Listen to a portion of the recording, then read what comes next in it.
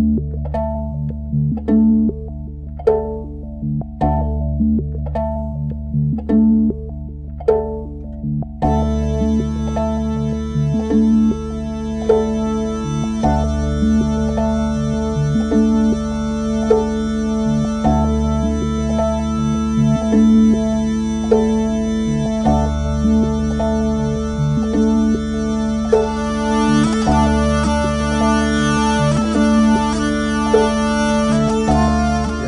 y a 13 ans, quand on a décidé de quitter notre région d'origine pour habiter dans la Drôme, on va dire, ou plutôt dans les Baronnies, c'est le secteur qui nous intéressait parce qu'on le connaissait.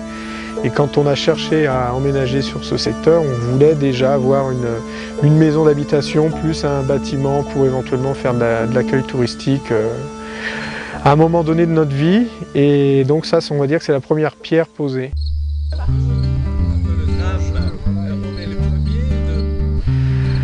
Pour, il y a 3 ans, prendre la décision de s'investir vraiment sur ce projet d'hébergement touristique et d'aboutir à Terre des Baronnies. Territoire préservé sur lequel nous, on voulait vraiment travailler avec nos touristes, donc exploiter au mieux ce patrimoine qui a été préservé.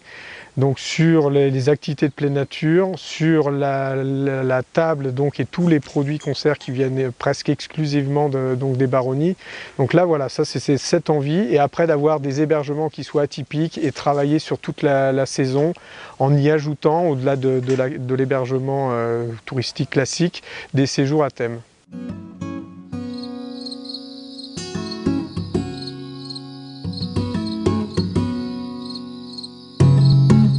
La dénomination, c'est cabane d'hôtes de charme, parce qu'on est effectivement à la rencontre de deux concepts. Donc des cabanes qui sont effectivement assez tendance depuis quelques années, et encore plus cette année. Et la chambre d'hôte qui était effectivement une façon d'accueillir qui nous convenait. Donc qui est cabane d'hôte parce qu'effectivement on a l'architecture de la cabane et à l'intérieur on va retrouver le confort et les critères d'une chambre d'hôte. Et effectivement c'est une conception de A à Z, donc à la fois comme vous avez pu le voir, les cabanes, il n'y en a pas une pareille, elles ont toutes été imaginées par nos soins et réalisées par nos soins et immergées en pleine nature, puisque l'idée c'était voilà, de proposer à nos hôtes un hébergement ancré dans la nature. C'est un cahier des charges qu'on s'est fixé mais qui correspondait aussi à ce qu'attendait le Pays Sisteron-et-Buëch pour pouvoir nous accompagner. Mais c'était de toute façon pour nous poser dans les premières réflexions, c'était d'essayer de sortir un produit qui soit le plus respectueux de cet environnement. On ne peut pas à la fois amener des touristes dans cet environnement et faire quelque chose qui ne prend pas en compte dans la réalisation du produit qu'on voulait sortir. Donc après, il faut être honnête, on est dans du compromis permanent, mais en tout cas, c'est une charte à laquelle on s'est tenu, et à chaque fois qu'on a pu, donc que ce soit sur l'isolation, que ce soit sur les moyens de déplacement, que ce soit sur les produits choisis, sur la façon de gérer l'eau, l'électricité, ça a été à chaque fois questionné avant de passer à la réalisation de la construction de l'élément en question.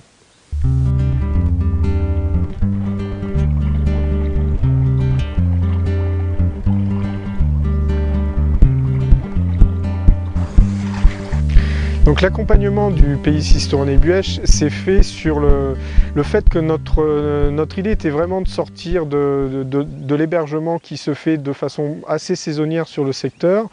Et notre volonté étant d'étendre au maximum l'activité sur l'année, si possible complète.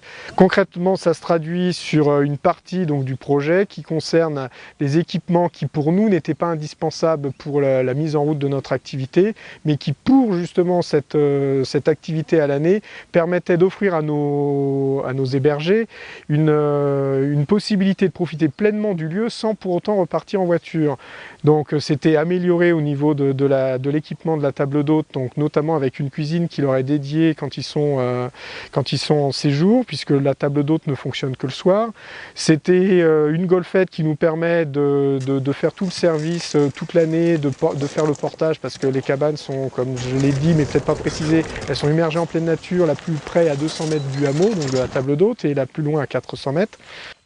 Après, pour continuer, il y avait l'acquisition de lunettes d'observation pour profiter encore plus de ce paysage, puisqu'il y a une faune à observer, les vautours, les circaètes Jean Leblanc, les chevreuils qui gambadent sur notre terrain.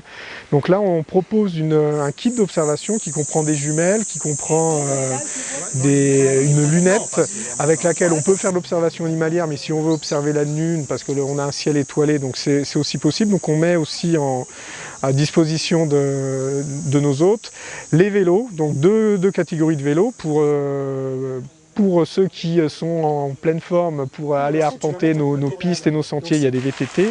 Et pour ceux qui veulent éventuellement arpenter les pistes forestières ou aller découvrir nos beaux villages, des vélos à assistance électrique.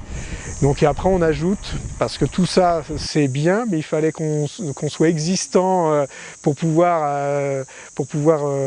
faire venir nos hôtes. Donc il y a un site internet qui faisait partie aussi du produit qui était accompagné par le Pays Sisteron et Buëch. Si on est arrivé à Terre des Baronnies aujourd'hui, c'est parce qu'il y a une inscription, comme je disais tout à l'heure, on a pris le temps de s'approprier ce secteur. Donc on se l'est approprié par la découverte de cet environnement, par les randonnées pédestres, VTT, mais on s'est inscrit aussi au niveau social, c'est-à-dire qu'Aline est présidente de deux associations, une qui s'appelle Serre les Arts, qui est d'art contemporain avec lequel on travaille, et une AMAP qui permet aujourd'hui d'alimenter notre table d'hôte. On va dire 80% de nos producteurs sont dans l'AMAP.